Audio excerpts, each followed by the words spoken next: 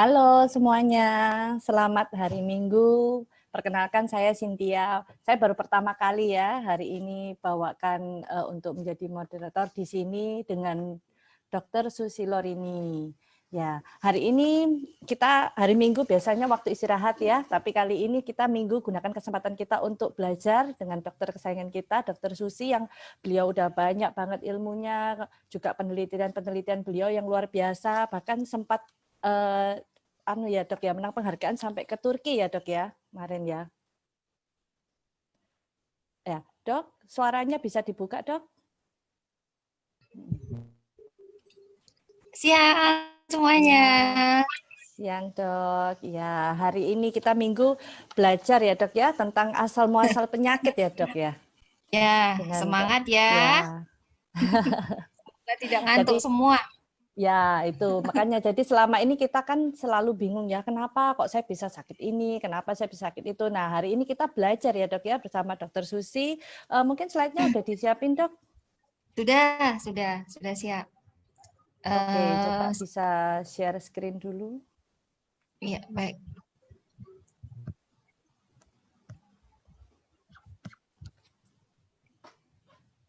Untuk perkenalan ini, Dokter Susi ini posisi di Semarang ya, saudara-saudara. Jadi Bapak Ibu sekalian kalau mungkin kepingin mau belajar sesuatu atau tanya apa dengan Dokter Susi ini di Semarang ya Dok ya, posisinya Ya, di ya. Semarang. Ya.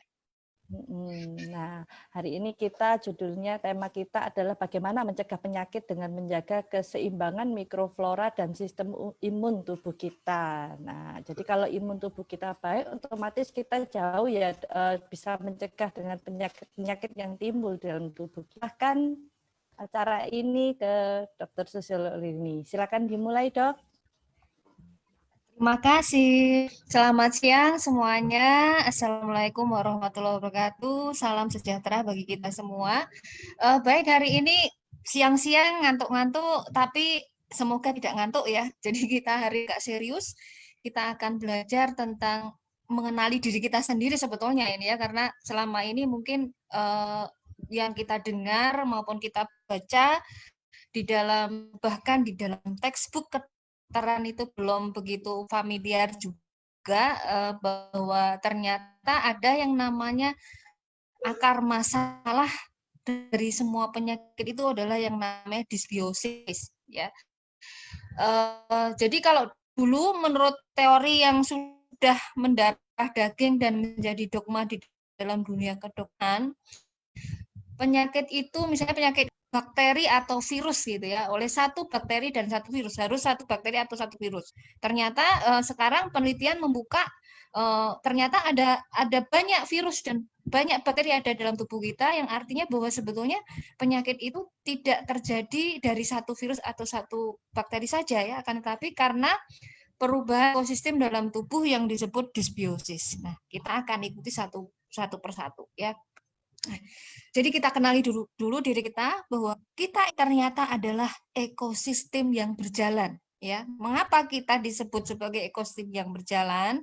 Karena tubuh kita ini terdiri atas banyak sekali mikroorganisme ya, baik itu bakteri, virus, fungi ya, dan kita ini sangat dipengaruhi oleh lingkungan kita ya, dipengaruhi oleh tanah yang kita sentuh, dipengaruhi oleh makanan yang kita makan, udara yang kita hirup ya, tumbuh-tumbuhan di sekitar kita. Jadi banyak sekali hal-hal yang mempengaruhi kita. Nah, bakteri itu ada berbagai macam bentuk. Secara sifatnya, interaksinya dengan manusia ada 3 macam bakteri yang disebut.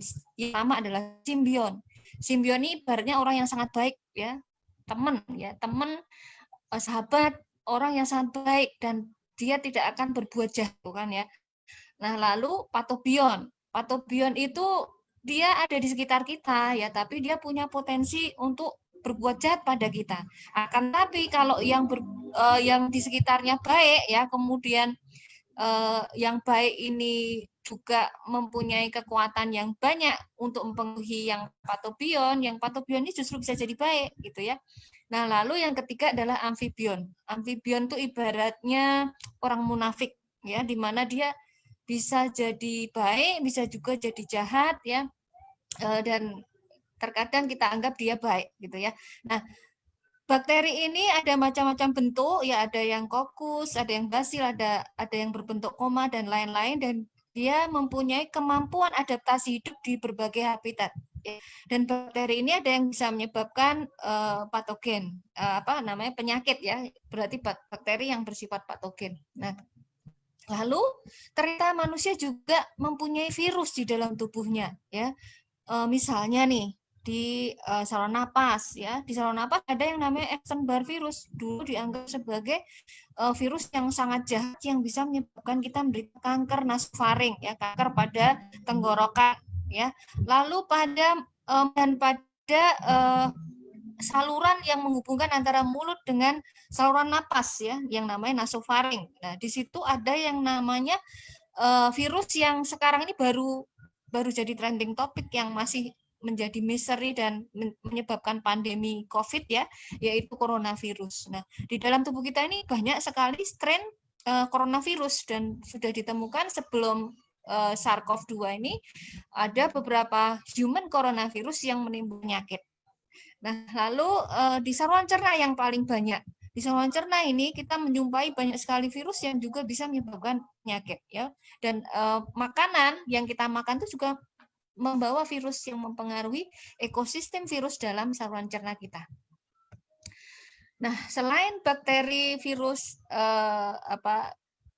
selain bakteri tadi dan virus ada juga fungi, ya. Fungi ini jamur, ya. Contohnya kalau kita ingin tahu itu Candida. Candida itu penyebab keputihan pada wanita, ya, biasanya, ya. Jadi Candida itu sebetulnya juga merupakan bagian dari jamur yang memang dia hidup di dalam tubuh kita.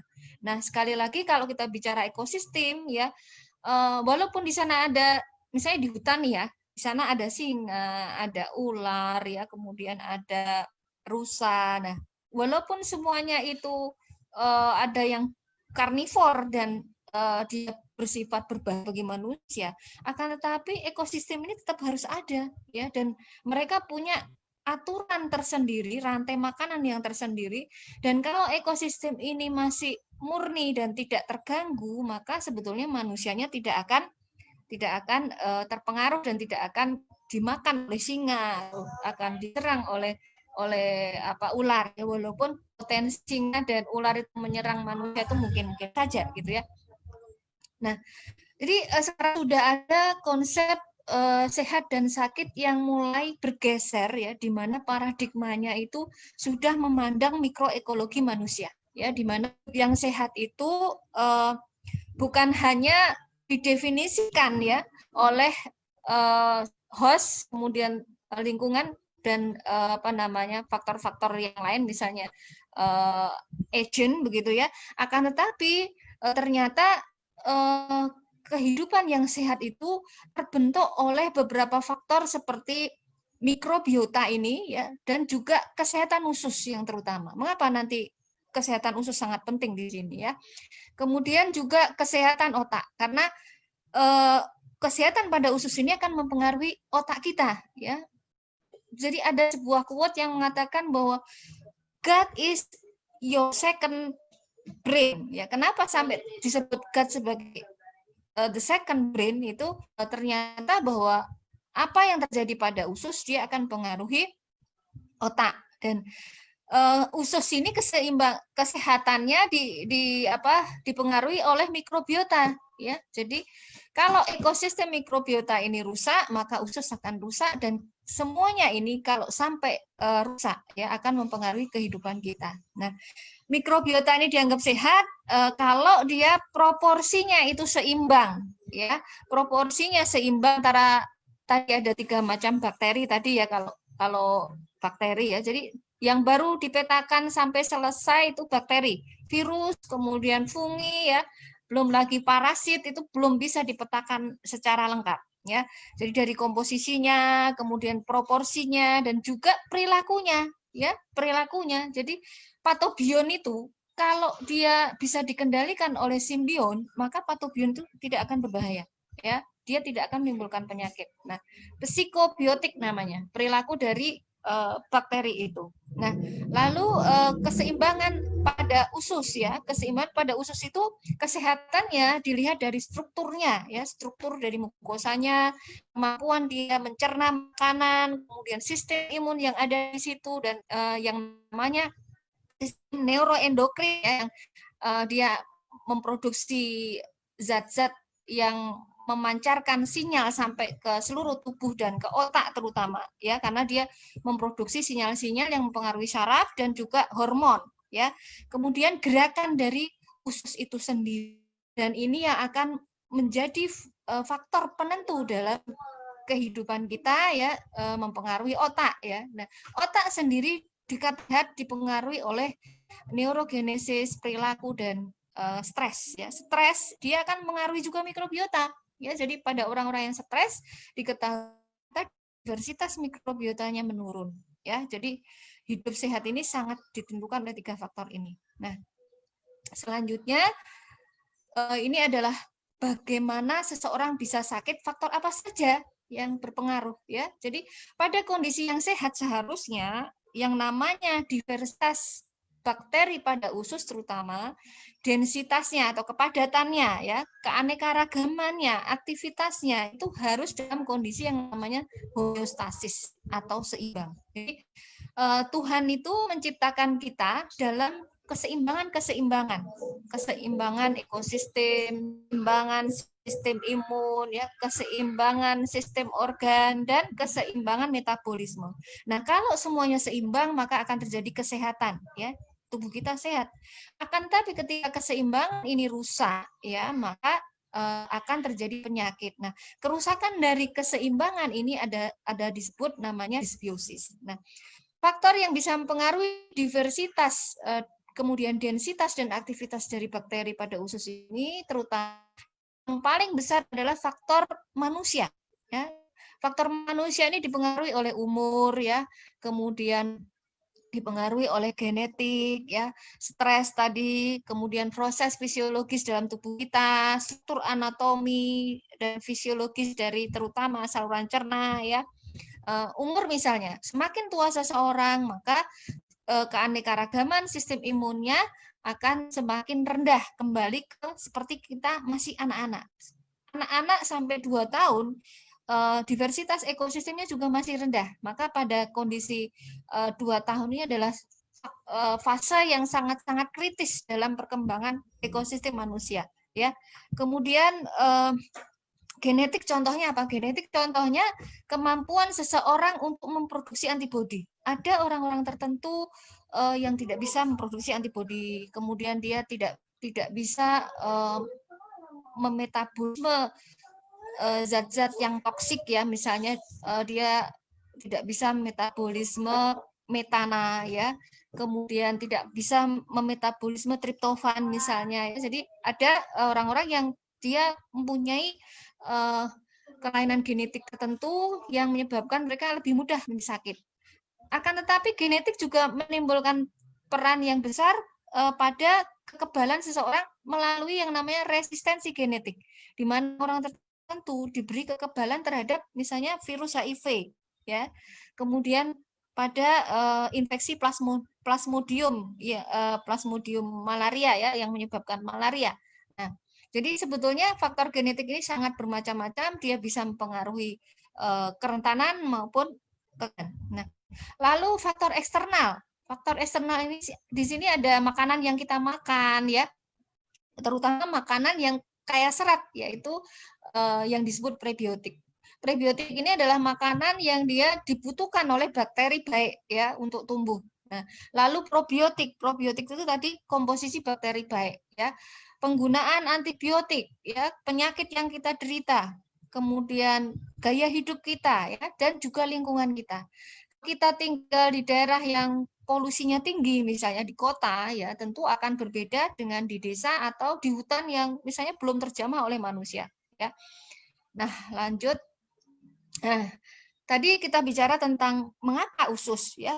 Mengapa usus itu faktor yang sangat penting ya? Karena usus itu adalah ekosistem yang terbesar Mengapa disebut ekosistem yang terbesar? Karena di sana ada sekitar 500 sampai 2000 ya bakteri ya, dan di sana kalau dihitung itu ada sampai 1000 sampai 40.000 spesies dan 1.800 genera ya. Dan genom itu seluruh susunan gen ya dari bakteri itu 150 kali lebih banyak dari gen kita sendiri. Ya, artinya sebetulnya kita ini bisa disebut sebagai mikrobiota berjalan ya, bakteri berjalan ya. Nah, karena itu maka mikrobiom ini dianggap sebagai satu organ tersendiri, yang beratnya bisa mencapai 1 sampai 2 kilogram ya. Karena dia terdiri atas 100 triliun ya individu. Karena itu maka benarlah kata Hippocrates ya. Siapa Hippocrates itu? Hippocrates itu adalah bapak kedokteran modern.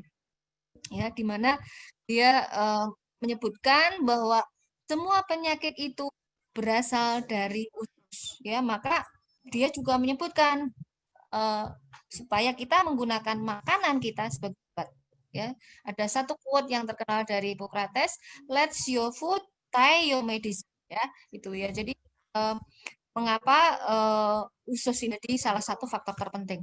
Nah, ini ya. Jadi di usus kita ini ada 2000 spesies, kemudian di situ beratnya 1 sampai 2 kilogram. Dan yang menarik, antar individu itu tidak ada yang sama ya. Jadi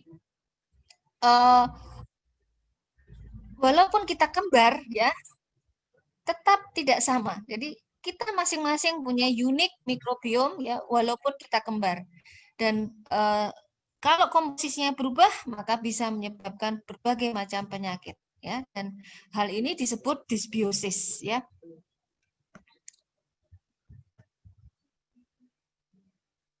Nah, disbiosis ini ada beberapa macam. Yaitu yang pertama ada 3 macam ya. Yaitu yang pertama adalah meningkatnya patobion. Ya. Kemudian yang kedua, kehilangan mikrobiota komensal. Jadi benar-benar mikrobiota komensal kita itu hilang. Ya. Lalu yang ketiga yaitu berkurangnya diversitas mikrobiom. Jadi keanekaragamannya berkurang. Nah, penyebabnya apa saja? Penyebabnya bisa karena infeksi, ya, peradangan, lalu makanan tidak sehat yang kurang serat, ya. Kemudian xenobiotik itu racun ya, bisa dari obat, bisa dari pengawet, bisa dari zat aditif yang masuk ke dalam makanan kita yang sama makanan itu ya. Jadi makanan-makanan yang mengandung banyak sekali warna, pengawet ya. Lalu higien dan sanitasi. Jadi kalau kita terlalu higienis ya, kita apa-apa menganggap kita harus steril gitu ya. Akhirnya setiap hari kalau habis apapun kita menggunakan alkohol untuk membersihkan tangan kita gitu ya. Karena terlalu sering, malah justru hal itu bisa memicu terjadinya disbiosis ya. Lalu genetik tadi ya. Genetik itu yaitu tadi karena tubuh kita misalnya punya kelainan genetik yang menyebabkan akhirnya mikroba komensal itu diversitasnya menurun ya. Kemudian juga kelainan genetik yang menyebabkan sel-sel imun kita ini responnya berubah terhadap mikroba komensal. Nah, kondisi yang menyebabkan kita sakit disebut disbiosis tadi terjadi melalui pengeluaran zat-zat yang bersifat racun ya, yang dikeluarkan oleh bakteri tadi. Misalnya di sini ada TMAO ya, kemudian butirat ya, nanti saya sebutkan ya. Ini bisa menyebabkan penyakit pada otak. Pada otak di sini ada stres, autis ya, kemudian penyakit autoimun yang menyerang otak ya, misalnya multiple sclerosis. Ya, pada paru-paru bisa menyebabkan asma, pada hati bisa menyebabkan penyakit perlemakan, bisa menyebabkan, kemudian pada jaringan lemak menyebabkan ya. Kemudian pada usus bisa menyebabkan peradangan kronik yang disebut inflammatory bowel disease ya. Kemudian colic disease ya. Dan lalu juga pada penyakit yang menyerang pankreas atau infeksi sistemik ya, contohnya pada diabetes ya, kemudian penyakit aterosklerosis dan rheumatoid arthritis. Nah, bagaimana usus bisa rusak dan menyebabkan banyak penyakit ya? Nah, di sini karena rusaknya permeabilitas dari usus. Ya, jadi keruh pada mukosa namanya dinding usus ini. Dinding usus ini namanya mukosa. Ini akan menyebabkan permeabilitas usus ini meningkat, ya. Permeabilitas itu kemampuan zat itu melalui usus, ya. Misalnya di sini ya, di sini gambarannya kan dia harus rapat begini di antar sel, dia harus rapat ya. Ketika terjadi kerusakan yang disebut leaky gut ya, maka renggang ini ya, antar epitel ini akan renggang. Nah, kerenggangan ini akan menyebabkan semua yang berada pada lumen atau lubang pada usus kita itu akan masuk ke dalam pembuluh darah. Nah, akan menimbulkan yang namanya circulating immune complex ya, karena dia akan memicu reaksi imun ya, diikat oleh antibodi dan dia akan dibawa kemana-mana oleh darah. Kalau dia ke otak, maka dia akan menyebabkan penyakit di otak, bisa menyebabkan peradangan yang menyeluruh dari tubuh manusia, menimbulkan kegagalan organ di seluruh organ manusia, bisa menyebabkan autoimmunity, ya autoimun, ya, dan juga gangguan malabsorpsi dan nutrisi sehingga terjadi defisiensi gizi, ya.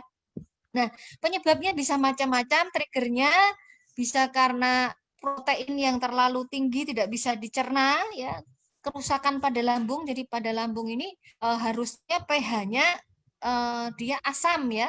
Karena terjadi gangguan pada pH, ya pH-nya terjadi menjadi basa, maka akan terjadi disbiosis pada lambung yang itu akan mempengaruhi usus ya. Kemudian penggunaan antibiotik yang tidak rasional ya, infeksi misalnya influenza, jadi bukan hanya SARS-CoV-2 ya, SARS-CoV-1, MERS-CoV itu sebenarnya juga bisa menyebabkan gangguan leaky gut ini. Lalu kondisi glukosa darah yang meningkat itu juga bisa ya, kemudian antibodi yang rusak itu juga bisa men-trigger kehamilan, di mana hormon pada kehamilan akan mempengaruhi keanekaragaman ekosistem mikrobiota ya, kemudian stres ya, menopause ya, racun dan juga alergen dari makanan.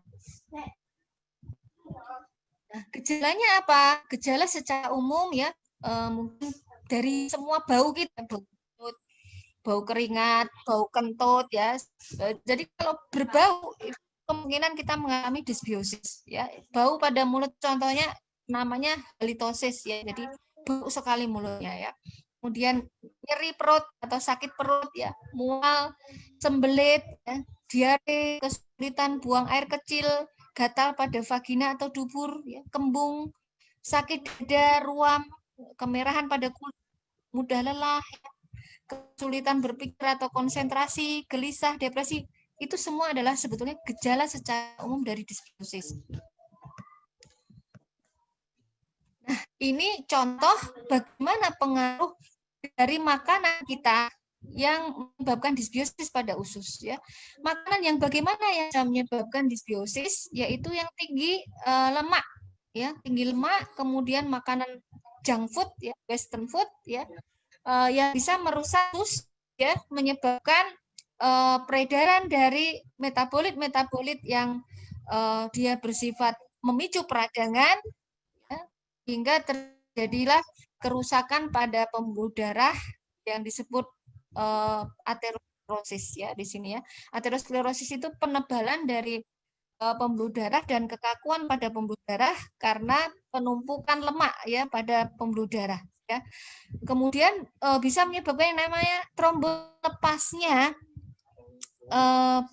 plak dari lemak yang menempel pada pembuluh darah sehingga dia terbawa aliran darah dan dia bisa menyumbat aliran darah dimanapun dia nyangkut ya. Kalau dia nyangkutnya ke jantung bisa muncul sebagai penyakit jantung.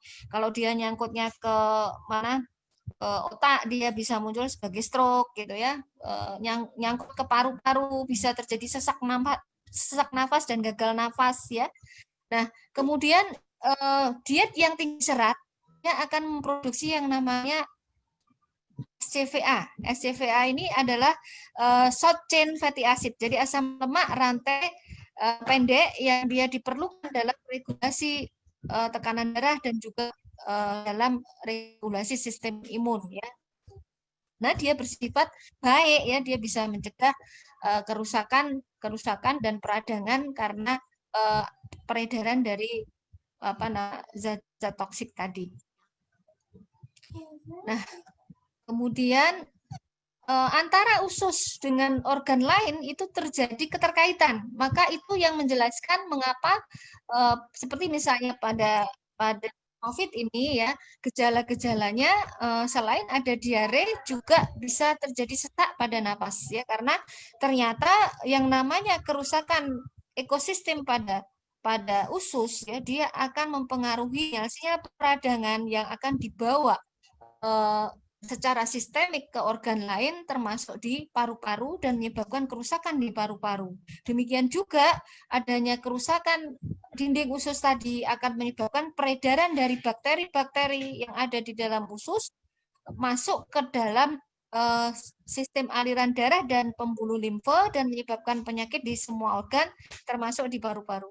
Nah, pemberian bakteri baik terbukti dapat melindungi ya dari kerusakan-kerusakan secara sistemik ini pada orang-orang yang mengalami disbiosis pada usus.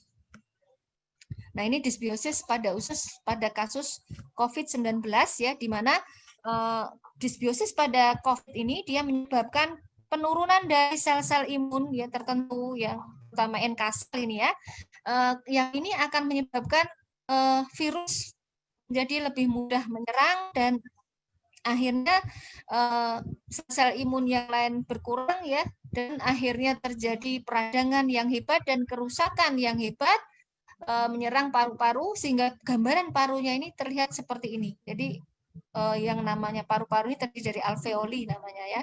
Jadi gelembung-gelembung yang berfungsi untuk menyerap udara ya, menyerap oksigen ya. Yang kalau dia mengalami kerusakan maka di situ akan terjadi jaringan parut yang berlebihan ya, sehingga paru-parunya akan menjadi padat.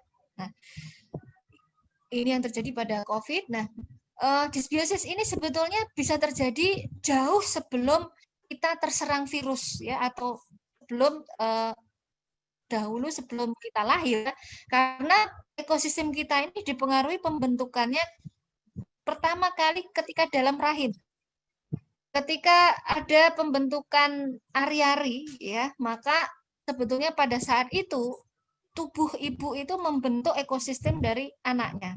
Pertama dibentuk dari mulut ibu ya, kemudian dari usus ibu. Nah, penggunaan antibiotik pada masa ini juga akan mempengaruhi ya. Kemudian pada saat menyusui, seorang ibu yang menyusui makanya tidak boleh sembarangan memakan obat ya, antibiotik terutama ya, dan juga dia harus sangat menjaga pola hidup ya, kemudian pola makannya ya, karena akan mempengaruhi air susunya. Selain itu, kalau anak itu tidak disusui juga akan mempengaruhi sistem imunnya ya, karena itu tadi 2 tahun itu adalah masa penting untuk perkembangan ekosistem dan juga untuk perkembangan sistem imun. Ada sistem imun yang tidak akan terbentuk bila kita tidak terpapar oleh mikrobiota komental ya. Jadi ada yang tidak akan tumbuh ya. Nah, ini akan menentukan kesehatan anak itu bukan hanya pada saat dia anak-anak, bahkan sampai dia nanti dewasa ya.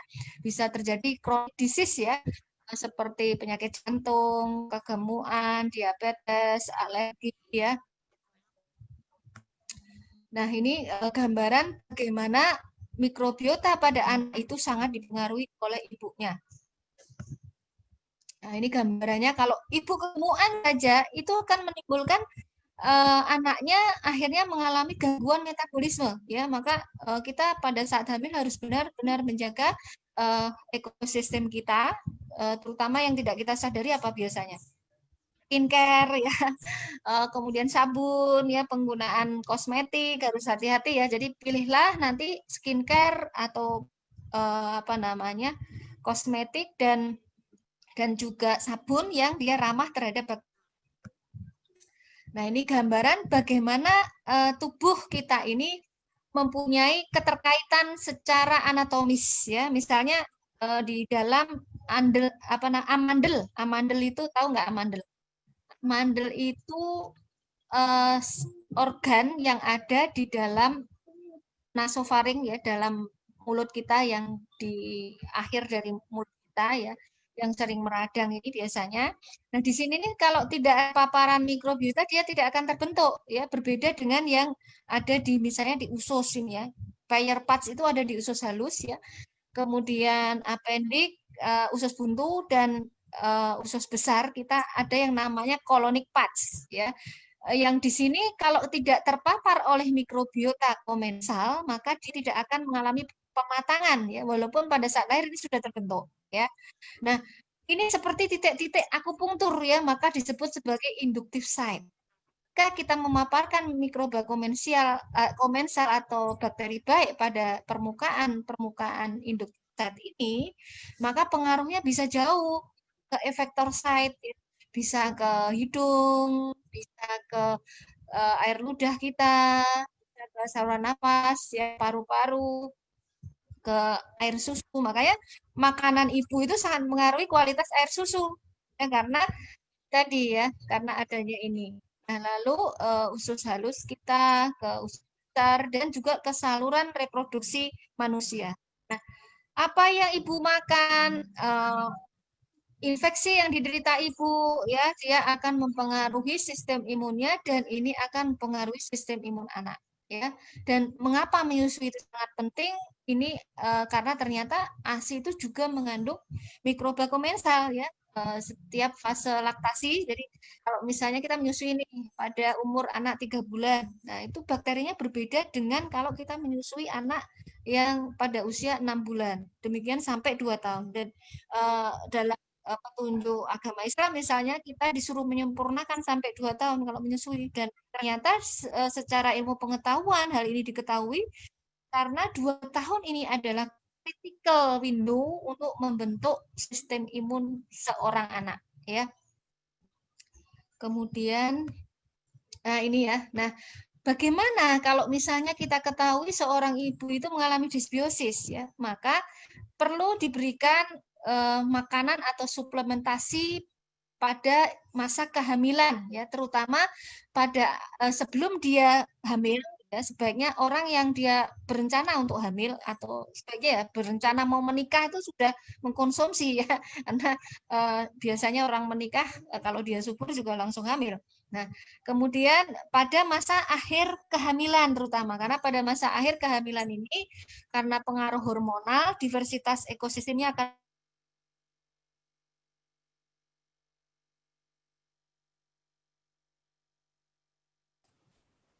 Ya, Dok? Atau cuman saya aja ini suara dokter tiba-tiba hilang? Iya, oke. Kita tunggu sampai nanti dokternya kembali lagi ya. Luar biasa. Ini hari Minggu kita belajar ini ya, sama-sama kita semua ini serasa jadi kayak mahasiswa kedokteran semua ya. Ilmu yang kita nggak pernah tahu bahwa dari hal sepele, ternyata penyakit itu sudah pasti ada asal muasal. Jadi nggak mungkin kita hari ini tiba-tiba oh ada sakit, oh tiba-tiba kenapa saya bisa sakit gini. Tuh kita sambil tunggu dokternya kembali ya. Nah, tadi kalau misalnya ada pertanyaan boleh tulis, nanti di akhir acara saya akan tanyakan kepada Dokter Susi gitu.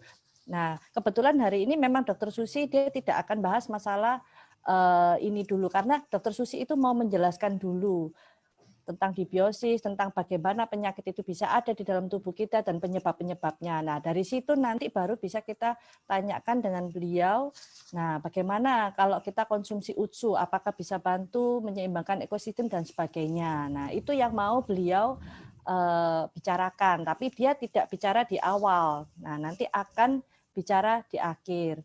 Sharing di YouTube boleh, Boleh, silakan. Ya, hari ini kita jadi mahasiswa kedokteran semua.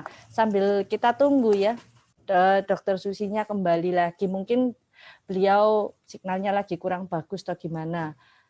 Untuk rekaman biasanya dari kantor sih ada rekaman ya. Jadi nanti mungkin bisa dilihat siaran ulangan. Kalau Semkes sih biasanya ada. Ya, itu kalau misalnya mau ada pertanyaan boleh di sini. Nanti saya kumpulkan dulu. Nah, ini juga ada pertanyaan tentang busui ya. Bagaimana untuk konsumsi UTSU atau pada usia tertentu. Kebetulan saya ada di satu grup dengan Dr. Susilor ini, dan beliau juga member. Nah, di grup itu juga kita sering menanyakan sih, dan kebetulan dokter ini sangat humble sekali. Beliau selalu mau menjawab. Apapun yang kita pertanyakan selama beliau senggang atau itu pasti beliau jawab. Ya, just info beliau barusan November kemarin itu melahirkan anak yang ke-11. Nah, kita sendiri semua juga kaget ya. Wow, anaknya 11. Ternyata kata Dokter Susilor ini, tahu nggak kalau ternyata kehamilan itu melahirkan itu adalah stem cell alami. Wah, jadi para ibu-ibu gimana kalau mau awet muda stem cell alami, mau punya anak 11 mungkin? Iya, iya betul 11 dan gitu. Untuk HP Dr. Susilor ini nanti mungkin saya akan tanyakan private ke beliau ya, karena beliau juga aktivitasnya sibuk banget. Bahkan beliau juga pernah cerita kalau waktu itu beliau habis melahirkan pun besok paginya itu langsung bawain materi ya melalui Zoom juga sih online gitu ya. Dia bawakan presentasi juga. Wah, luar biasa lah pokoknya dokter ini. Dan juga tadi beberapa hari ini saya juga sempat ngobrol sama beliau, ternyata beliau ini juga banyak mendampingi orang dengan penderita-penderita kanker terutama. Jadi beliau ini membantu mendiagnosa awal itu kanker apa. Nah, itu beliau yang awal-awal mendiagnosa. Nah, kemudian dia bilang sumpah baktinya dia, jadi dia juga mendampingi. Bahkan dia tadi ada singgung juga mengenai dia ada membuat rumah tinggal ya untuk pasien kanker. Tapi saya nggak tahu ya, saya nggak berani bilang lebih jelas lagi gimana. Itu beliau tadi secara sepintas dia ada kayak lagi mau mulai membangun gitu untuk fasilitas untuk menemani orang kanker atau gimana, karena kita tahu ya orang kanker itu juga selain butuh sehat juga butuh support mental. Nah, jadi Dokter Susi ini banyak juga mendampingi mereka. Jadi beliau cukup paham juga mengenai penyakit autoimun. Kebetulan beliau juga autoimun ya. Kemarin pada saat beliau mengkonsumsi UTSU itu beliau lagi flare. Dia kena SLE. Nah, itu katanya dia konsumsi UTSU satu hari satu itu udah berapa hari langsung flare-nya menurun drastis. Maka dari situ beliau mulai penasaran, wah ini produk apa? Beliau mulai meneliti, mencari tahu gitu. Oke. Oh iya, ini kuotanya mungkin, oh tapi ada kok 995. Kemudahan beliau bisa masuk kembali ya. Coba saya sambil hubungin mungkin. Mungkin siapa ini ya? Pak Angga bisa bantu hubungi Dokter Susi mungkin. Ya, boleh. Saya sudah share nomornya. Dokter Susi udah kembali? Iya, kalau ada yang bilang, iya Dokter Susi udah kembali? Belum sih, belum masuk. Oh belum. Kalau ada yang bilang, wah Dokter Susi anaknya 11, kurang 1, 12. Nah, itu sudah dijawab juga sama beliau. 11 itu adalah anak yang dia lahirkan dan dia punya 1 anak susuan. Nah, jadi pas 12. Kita nggak bisa suruh dia nambah lagi, saudara-saudara. Dan beliau juga masih muda banget ya, nggak kelihatan kalau dia barusan melahirkan loh November ini. Jadi anaknya itu masih sekitar 2 bulanan ya. Usia masih 2 bulanan.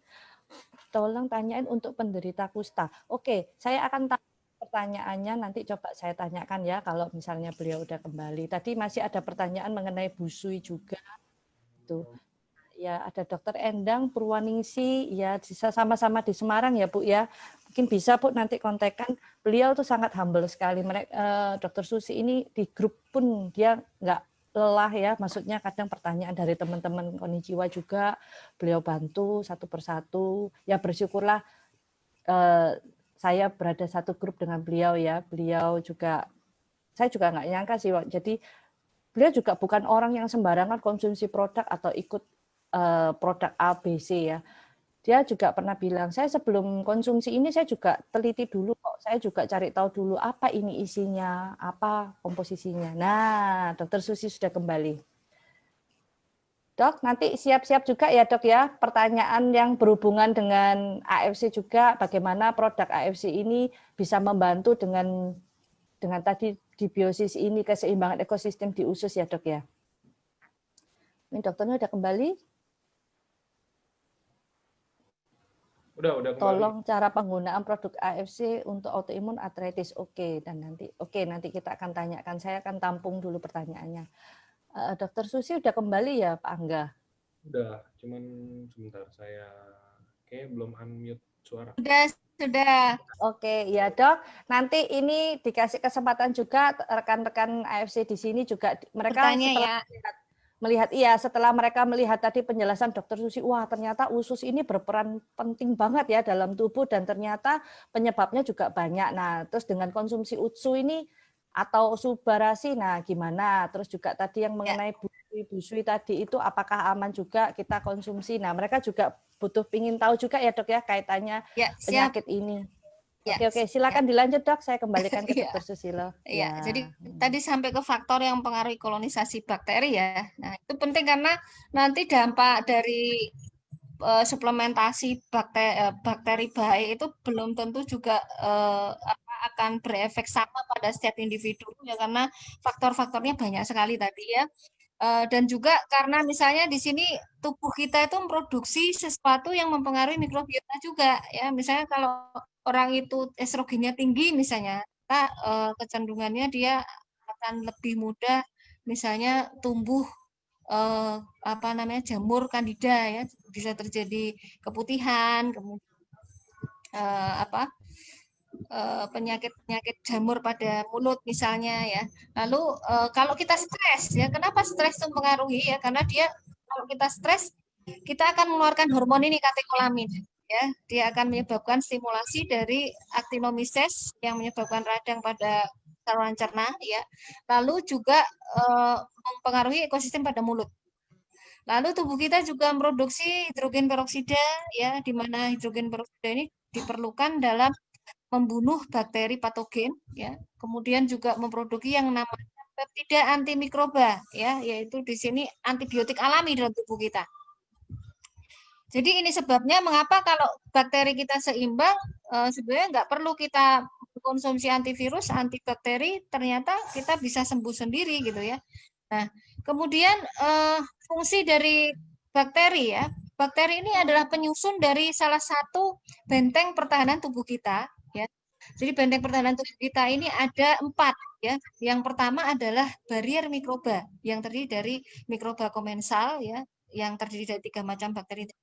Lalu barier kimiawi yang terbentuk oleh peptida antimikroba yang kita produksi ataupun diproduksi oleh bakteri ya. Lalu enzim, kemudian juga imunoglobulin atau antibodi ya. Lalu barier fisik tadi yaitu dari lapisan mukosa tadi dan juga baru sistem imun kita ya. Jadi bukan hanya sistem imun kita ya, kalau rata-rata kan kita menganggap benteng tubuh kita itu hanya imun kita ya. Lalu kenapa nggak bisa nih? Fungsi bakteri. Fungsi bakteri.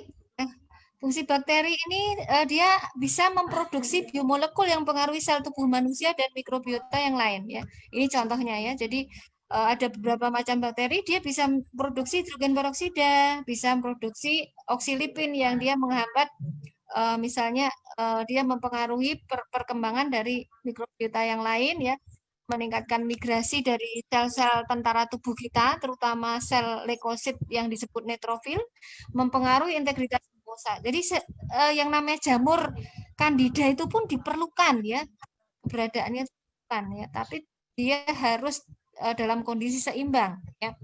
Lalu kandungan neuroaktif yang diproduksi oleh lactobacillus ya, dan lactobacillus ini yang sangat-sangat penting dan biasanya pada orang-orang yang sakit dia berkurang ya.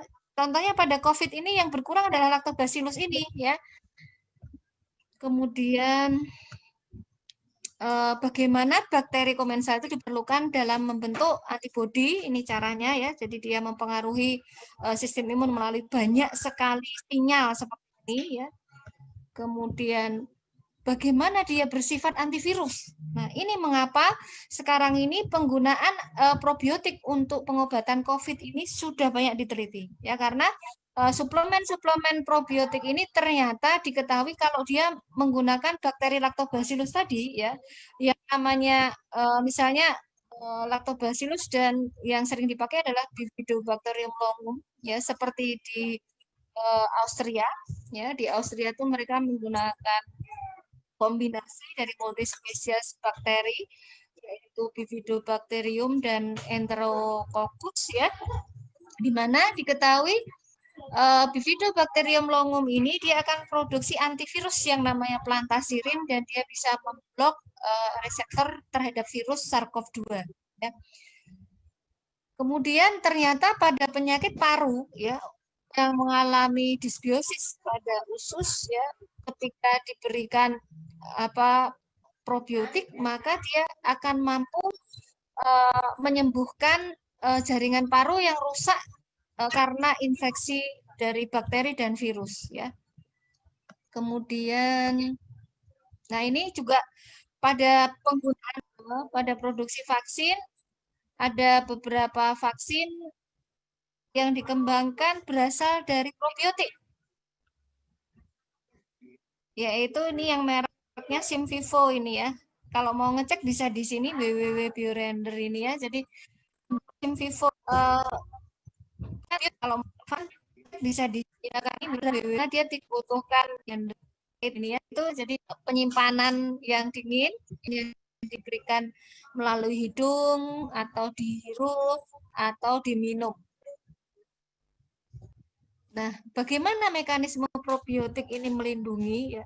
Ini karena dia mempengaruhi tadi saluran cerna tadi ya, di mana dia akan mempengaruhi pada yang namanya M-cell namanya ya, di mana di sini dia akan mempengaruhi seluruh limfosit ya, bukan hanya limfosit B, bukan hanya natural killer ya, tapi juga sel-sel yang bertugas mengerem peradangan ya. Makanya itu kenapa probiotik itu dia berfungsi pleiotropik namanya, dia bisa berfungsi menekan peradangan, dia juga bisa berfungsi meningkatkan pertahanan tubuh terhadap virus maupun bakteri.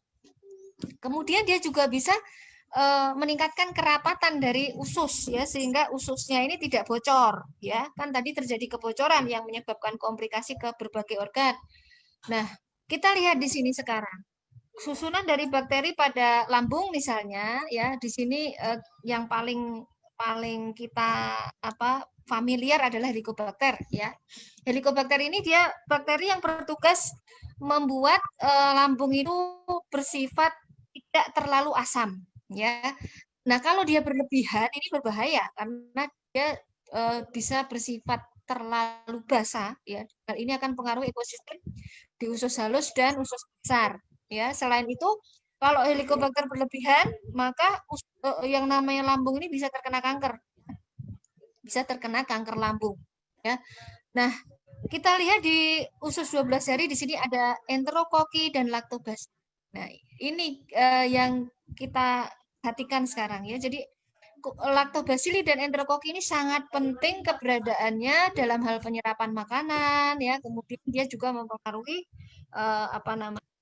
pertahanan tubuh di dalam usus, terutama ya. Lalu di dalam usus besar kita perhatikan di sini ada Bifidobacterium ya. Bifidobacterium contohnya yang ada pada produk AFC, ada Bifidobacterium longum ya. Kemudian juga ada Enterococcus ya, contohnya Enterococcus faecalis. Nah, kedua bakteri ini sangat spesial ya. Kenapa? Karena dia mampu menempel pada epitel ya, dan itu menempelnya itu tidak merusak ya, dia tidak menyebabkan kematian dari sel, justru dia melindungi sel ya. Kemudian, nah, bagaimana bisa terjadi penyakit? Kita punya core bakteri di sini. Core bakteri kita ada dua jenis, yaitu fakultatif anaerob dan anaerob ya. Di mana di sini ada, kita lihat yang paling menonjol di sini Enterokoki ya, kalau yang anaerob ya, lalu Lactobacillus ya, bakteria. Nah, yang anaerob Bifidobacterium ya, Bifidobacterium contohnya tadi Bifidobacterium longum ya. Nah, kalau terjadi ketidakseimbangan ya, maka akan terjadi penyakit seperti ini misalnya ya, inflammatory bowel disease ya. Kemudian di sini ada obesitas, diabetes, lupus, bahkan kanker ya. Kanker baik itu kanker pada usus maupun kanker yang lain ya. Sebetulnya semuanya adalah karena biosis pada usus. Nah, jadi peranan mikroflora itu banyak sekali di sini ya. Jadi dia bersifat bisa metabolisme nutrisi yang kita makan, melawan kolonisasi patogen, memproduksi vitamin, menginduksi sistem imun, membantu maturasi dan regenerasi sel. Ya. Bahkan ada penelitian yang menunjukkan penggunaan misalnya Bifidobacterium dengan Enterococcus tertentu ya, Enterococcus faecum namanya ya, dia bisa meningkatkan ketahanan dari usus dan juga ketebalan dari usus, ketebalan musin ya, lapisan lendir pada usus yang melindungi kita dari zat-zat toksik dan juga infeksi. Nah, apa itu prebiotik, probiotik, dan simbiotik ya? Ini kalau prebiotik itu hanya isinya hanya bakteri ya, bakteri baik. Dia bisa bersifat unispesies, akan satu spesies ya, Lactobacillus saja atau Bifidobacterium saja begitu ya. Bisa ada atau ada yang multisektor tadi ya. Jadi yang dia gunakan adalah Bifidobacterium longum, spesies ya, multium, fokus ya, Lactobacillus begitu ya. Nah, lalu prebiotik. Prebiotik ini adalah serat yang dibutuhkan oleh bakteri untuk hidup ya. Misalnya inulin ya. Nah, campuran antara keduanya itu disebut simbiotik. Nah, seperti ini adalah simbiotik. Bukan probiotik saja, tapi simbiotik. Simbiotik lebih bagus daripada hanya probiotik saja. Nah, ini contoh Lactobacillus ya, ada biotiknya Lactobacillus di sini ya.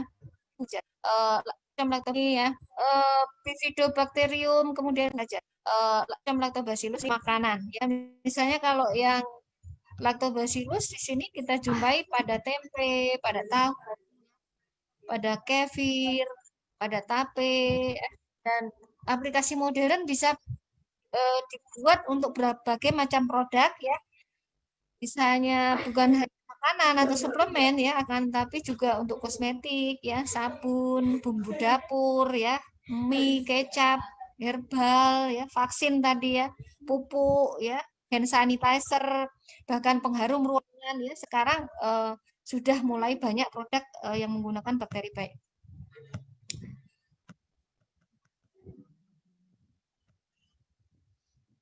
Nah, ini bagaimana mekanisme bakteri membantu tubuh kita produksi antibodi dan antimikroba alami ya, tapi harus dibantu oleh diet yang sehat ya. Kalau kita mengkonsumsi suplemen tapi tidak memperdulikan makanan kita, kemudian gaya hidup kita, maka suplemen itu tidak akan berguna ya. Jadi tetap kita harus memperhatikan diet yang sehat. Karena diet yang sehat ini sangat diperlukan ya, bersinergi dengan bakteri baik. Ya. Nah, lalu diet yang bagaimana? Diet yang kaya serat, diet yang kaya vitamin ya, bisa dari buah-buahan ya, misalnya kalau dalam itu ada apa? Buah kiwi ya. Kemudian ada nanas ya, kemudian buah-buah yang lain misalnya anggur ya. Semuanya kaya dengan vitamin, bukan hanya vitamin C ya. Yang buah-buah berwarna itu biasanya kaya vitamin A ya. Nah, vitamin A ini penting. Kenapa? Vitamin A ini akan diubah menjadi satu zat yang namanya retinoic acid, mana lingkungan yang kayak retinoic acid itu diperlukan untuk stimulasi sistem imun yang seimbang ya. Jadi yang namanya imun aktivasi itu tidak selalu dia memicu peradangan ya. Tapi dia memicu sistem respon imun yang seimbang sehingga dia bisa mengenali patogen dan melawan patogen, mengenali bakteri baik dan toleran terhadap bakteri baik. Jadi inti dari sistem imun yang seimbang itu kalau responnya terhadap bakteri adalah kalau dia baik ya harus ditoleransi, kalau dia jahat dia harus dilawan atau dia diubah menjadi baik. Kemudian juga mentoleransi sel-sel tubuh kita sendiri, ya. Jadi sistem imun yang baik itu harus toleran terhadap sistem imun sel-sel imun kita sendiri, sel-sel tubuh kita sendiri. Nggak boleh sel tubuh kita itu diserang atau justru dirusak oleh sistem imun, ya. Nah, sinergi antara mikrobiota baik, ya, baik dari makanan maupun dari suplemen itu membutuhkan vitamin A, ya. Maka kalau bisa ya kita mencari suplemen-suplemen yang dia sudah ada vitamin A-nya, ya, sudah ada vitamin A-nya. Lalu juga vitamin D, ya. Vitamin D ini banyak pada ikan, ya, ikan salmon, ya, ikan kod, ikan sarden, ya. Kemudian juga banyak pada lain. Jadi carilah suplemen-suplemen yang kaya dengan vitamin D, ya. Jadi kalau kita makanannya tidak sehat, ya kita harus mencari suplemen yang dia sudah mengkombinasikan itu, ya, vitamin, kemudian serat, kemudian juga bakteri baik, ya. Nah, lalu polifenol, ya. Polifenol ini banyak ada pada makanan kita, ya, pada buah-buahan seperti kiwi, pada anggur, ya, pada nanas, ya. Polifenol ini juga sangat penting, ya, karena polifenol ini mempunyai efek bukan hanya antioksidan, tapi dia juga anti radang dan juga antibakteri, ya. Nah, ini contoh beberapa studi tentang makanan dan zat-zat nutrisi pada makanan yang mempengaruhi kesehatan manusia melalui pengaruhnya terhadap mikrobiota pada usus, ya. Kemudian ini manfaat dari polifenol. Polifenol tuh dia bisa berefek macam-macam, ya, bukan hanya dia meningkatkan sistem imun, tapi juga mensupresi sistem imun yang dia berlebihan, ya. Maka di sini kita lihat, ya, kalau dia polifenol ini diberikan bersama bakteri gram positif yang mempunyai penanda lipopolisakarida, maka dia cenderung bersifat imunosupresi, ya. Dia menekan sistem imun yang berlebihan. Kalau diberikan bersama interferon ini bisa diproduksi oleh tubuh kita karena paparan polifenol, ya, maka dia bersifat imunoaktivasi. Nah, kemudian kalau dia LPS dan polifenol tadi, ya, dia bisa merangsang proliferasi dari sel-sel yang menekan peradangan, ya, sehingga terjadilah sistem imun yang seimbang. Maka sebetulnya formula simbiotik ini kerjanya imunomodulasi, ya. Dia tidak hanya meningkatkan tapi dia juga menyeimbangkan, ya, bukan hanya meningkatkan, ya. Nah, ini kemudian pengaruh diet. Mengapa banyak orang mengkonsumsi suplemen tapi kok hasilnya tidak ada efeknya? Ya, salah satu contohnya karena dia mungkin dietnya tidak sehat, dietnya kurang serat, ya. Diet yang kurang serat ini bisa kita lihat di sini gambarannya mikrobiotanya lebih sedikit, ya. Dia lebih rentan untuk mengalami infeksi, ya, karena sel-sel imunnya juga di sini di limpanya sedikit sel-sel imun yang diproduksi di limpanya. Jadi organ yang memproduksi sel imun itu salah satu contohnya adalah di limpa, kemudian di timus, ya, namanya, ya, timus, ya. Kemudian tadi di payer parts, kemudian di getah bening dan sumsum tulang, ya. Kalau kita makannya nggak sehat, paru-paru kita sistem imunnya juga lemah karena tentara-tentara tubuh yang berjaga di situ lebih sedikit, ya. Berbeda kalau kita makan tinggi serat. Makanan yang tinggi serat itu akan meningkatkan aktivasi dan produksi sistem imun pada sumsum tulang, ya, sehingga banyak tentara-tentara tubuh yang bisa beredar ke seluruh tubuh kita, sehingga paru-paru kita juga dijaga oleh tentara-tentara tubuh lebih banyak, dan akibatnya kalau terdapat infeksi dia akan cepat melawan, ya. Nah, bahaya makanan yang tidak sehat, ya, dari pertanian yang menggunakan pestisida misalnya, ya, herbisida. Nah, itu tidak sehat, ya. Itu akan mempengaruhi diversitas ekosistem baik itu lingkungan kita maupun tubuh kita. Peternakan, ya, pada hewan-hewan yang diternak yang mendapatkan antibiotik ya, kemudian makanan yang dia konsentrat itu juga dia akan mengaruhi diversitas dan produksi hormon-hormon yang ada di dalam tubuh peternak itu ya, sehingga seperti susu sapi itu kita harus lihat misalnya susu sapi sapinya diternak dengan cara apa ya. Kalau dia farming dan mendapatkan banyak konsentrat dan antibiotik ya kita harus hati-hati dengan susu seperti itu. Lalu sumber air ya. Kemudian juga pengolahan makanannya. Penggunaan misalnya zat adif, pengemasan makanan menggunakan foam ya, plastik, lamin itu juga akan mempengaruhi. Kemudian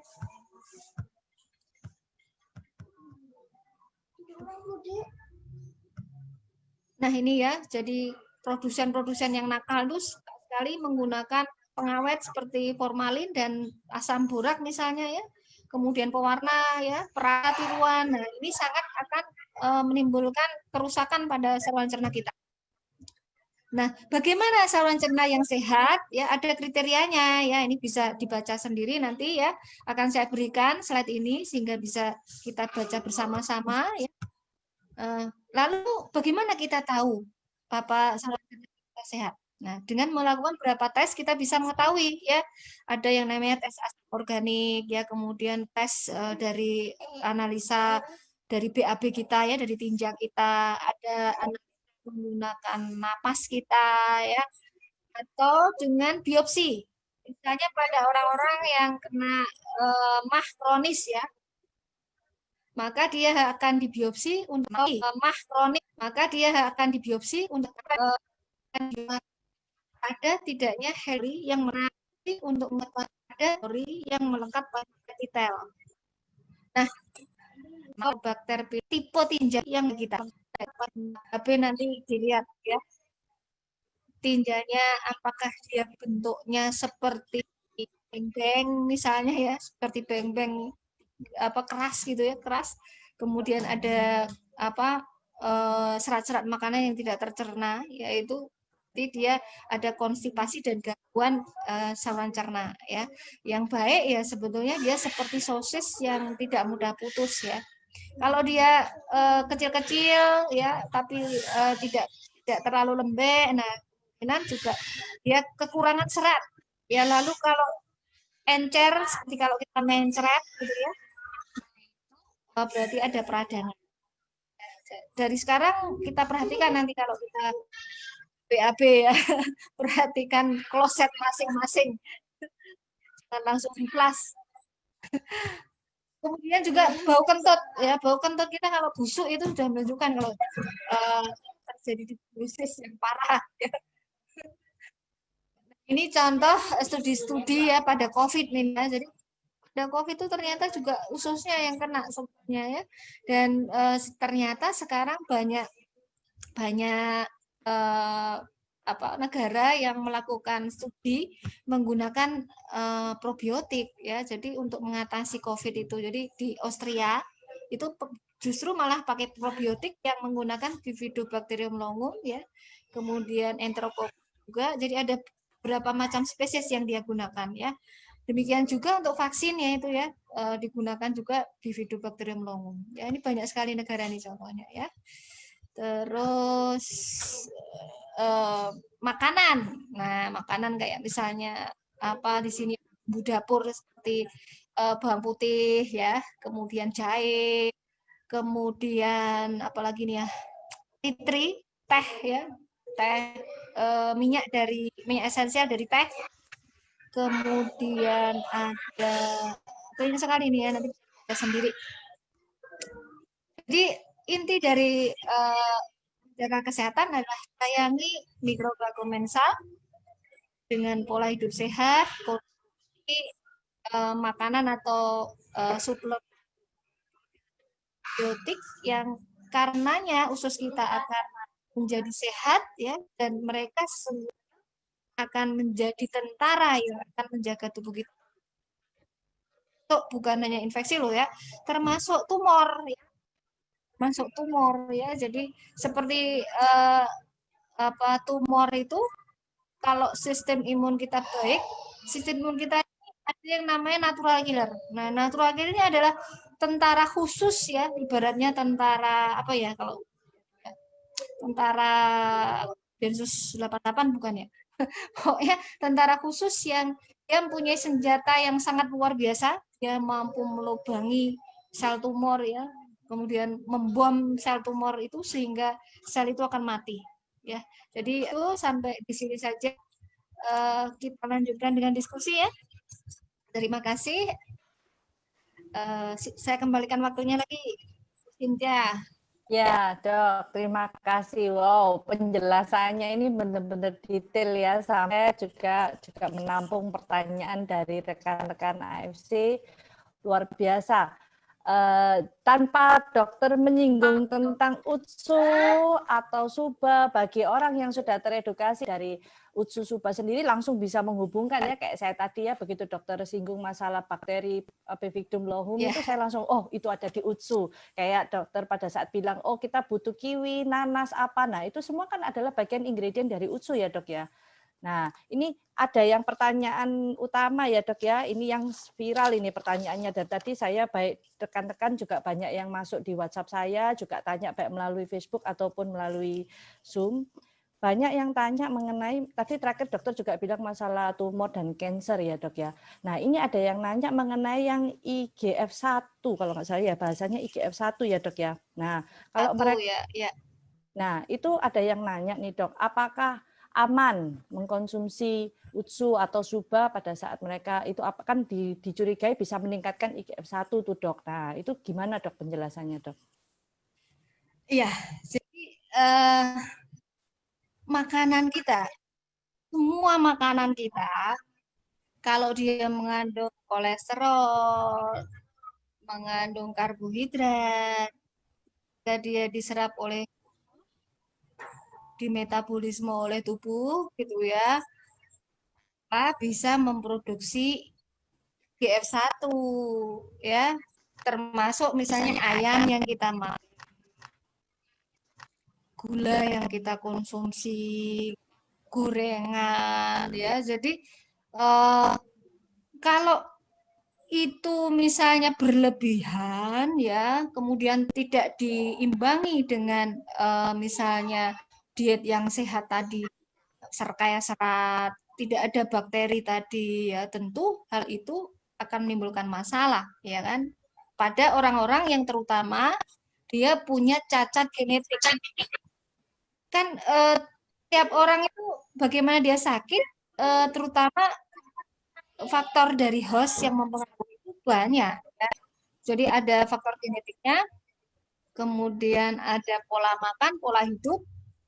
Nah, orang-orang yang menderita kanker ini sangat sensitif terhadap IGF karena dia biasanya punya kelainan genetik di mana reseptor dari tubuhnya itu ada namanya sel yang menangkap IGF itu lebih banyak biasanya ya. Kemudian dia juga punya kecenderungan memproduksi estrogen yang tinggi, karena sebetulnya IGF ini mengapa ditakutkan memicu tumor misalnya, ada kaitannya dengan estrogen ya. IGF ini adalah bahan baku dari estrogen ya. Jadi IGF ini nanti akan juga pertumbuhan melalui reseptor-reseptor pada. Tapi ada bukti penelitian bakteri baik itu dia punya mekanisme lain ya, di mana dia akan menghambat salah satu enzim yang memicu pertumbuhan ya, pertumbuhan dari yang tumor yang tidak normal, kan itu pertumbuhan tidak normal ya kan. Kalau pada orang yang normal ya tidak akan terjadi itu tadi pertumbuhan yang tidak berlebihan. Kalau di sini ada bakterinya, kemudian ada polifenolnya. Polifenol sendiri misalnya, dia punya efek menekan misalnya pertumbuhan yang abnormal melalui beberapa mekanisme, ya bukan hanya dari menekan enzim yang meningkatkan perkembangan tumor ya, namanya enzim tirosin kinase ya. Nah, kemudian menekan bersifat antioksidan, menekan radikal bebas kita ya. Kemudian juga menekan peradangan berlebihan yang menjadi salah satu kunci dari pertumbuhan tumor. Sebetulnya tumor bisa tumbuh itu kombinasi dari radikal bebas yang banyak dalam tubuh, kemudian sinyal-sinyal pertumbuhan yang berlebihan dalam tubuh karena reseptor yang berlebihan tadi, atau dia terlalu berlebihan dalam produksi hormon ya.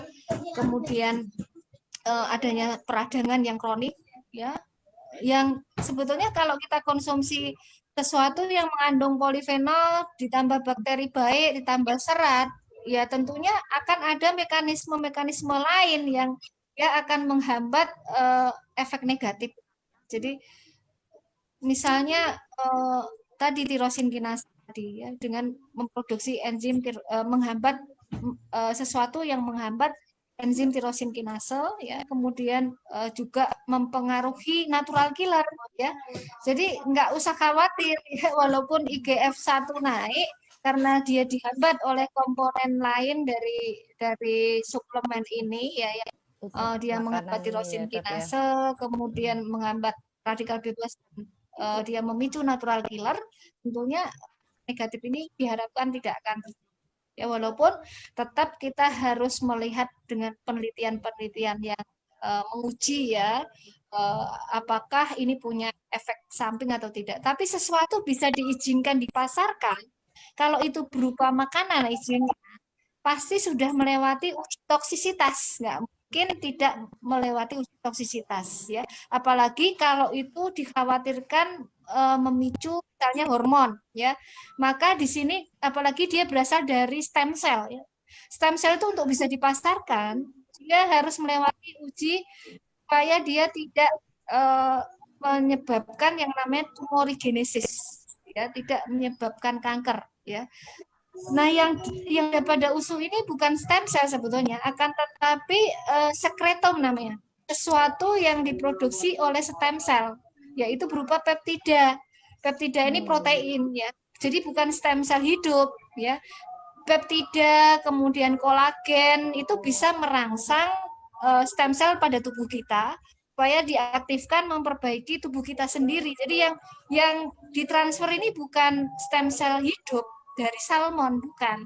Akan tetapi peptida dari salmon, dari sardin, kemudian yang namanya RNA dari salmon ya. Karena tubuh kita itu sebenarnya dipengaruhi secara genetik oleh RNA pada makanan kita ya. RNA itu materi genetik.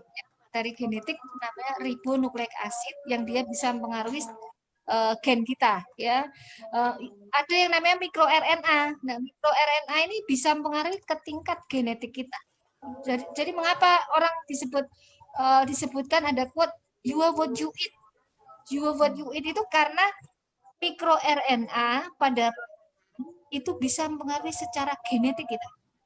Ya, itu ya. Jadi bagaimana peptida-peptida dari makanan kita, kemudian RNA dari makanan kita yang berupa mikroRNA maupun transfer RNA ya, tRNA itu bisa mempengaruhi ke sel tubuh kita melalui mekanisme horizontal transfer gen namanya ya, sehingga dia berefek stimulasi regenerasi sel kita ya. Maka jangan heran kalau orang tambah muda kelihatannya ya kalau mengkonsumsi plasenta ya, mengkonsumsi plasenta, kemudian mengkonsumsi. Jadi kesimpulan aman ya dok ya, maksudnya kan karena produk kita ini berupa makanan ya, jadi nggak mungkin kalau sudah sama AFC sudah sampai di launchingkan begini dan udah dapat izin BPOM segala kan, jadi kan berarti sudah pasti melewati banyak penelitian ya dok ya pastinya ya. Iya, iya benar sekali. Apalagi ini di ekspor ya, diekspor keluar ya.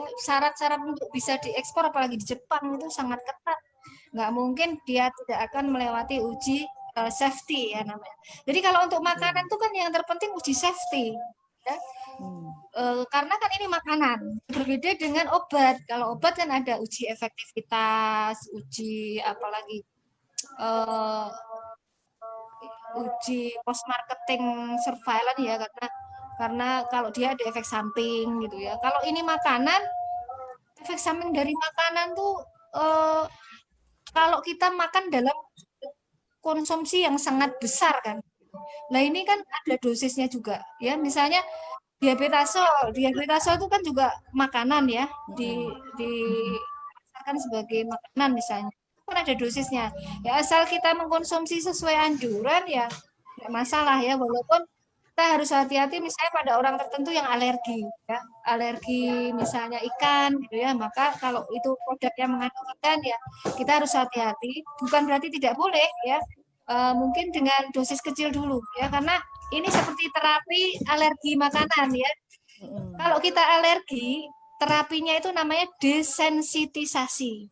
Caranya adalah dengan memaparkan secara pelan-pelan, pelan-pelan ya, Dok, ya bertahap ya, dengan dosis yang kecil dulu ya. Maka kalau kita mau mencoba kita alergi atau tidak, selain dengan tes alergi ya kita coba di dosis kecil ya, dosis kecil. Coba kalau Utsu kayak contoh setengah saset dulu ya, Dok ya. Kalau memang ada alergi didampingi dengan obat alergi dulu ya, Dok ya. Nanti baru pelan-pelan kalau alerginya udah membaik baru dimulai lagi dari dosis kecil gitu ya, Dok ya. Supaya membiasakan tubuh ini adaptasi dulu gitu ya.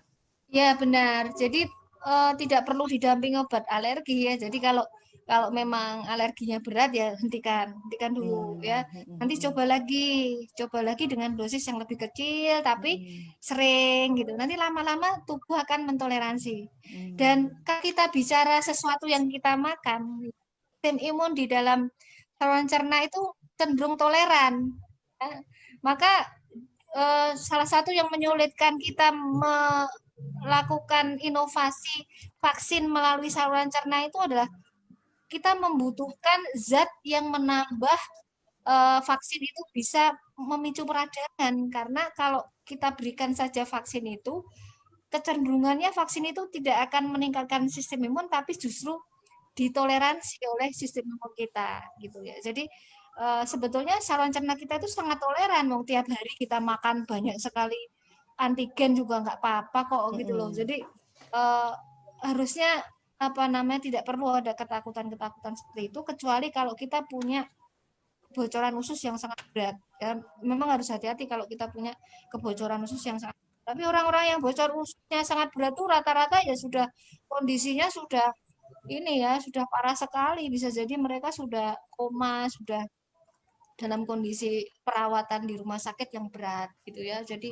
kalau untuk orang-orang yang seperti kita masih bisa jalan-jalan, masih bisa ini ya, itu enggak terlalu menimbulkan masalah sih gitu sama ya. Kemudian ini, Dok, ada juga pertanyaan yang paling banyak ditanyakan nomor 2. Nah, kalau kita autoimun, Dok, itu hubungannya dengan kita konsumsi Utsu atau Suba itu gimana, Dok? Kebaikannya apa yang bisa kita ambil dari Utsu dan Suba untuk kita autoimun ini, Dok? Ya, kebetulan suami saya juga ada autoimun juga ya, dan autoimun ya. Ya, boleh ya. Jadi sebetulnya autoimun tadi kan masalah utama autoimun itu adalah di usus ya, karena renggangnya renggangnya itu. Jadi carilah produk yang bisa meningkatkan kerapatan usus. Nah, contohnya adalah kolagen dari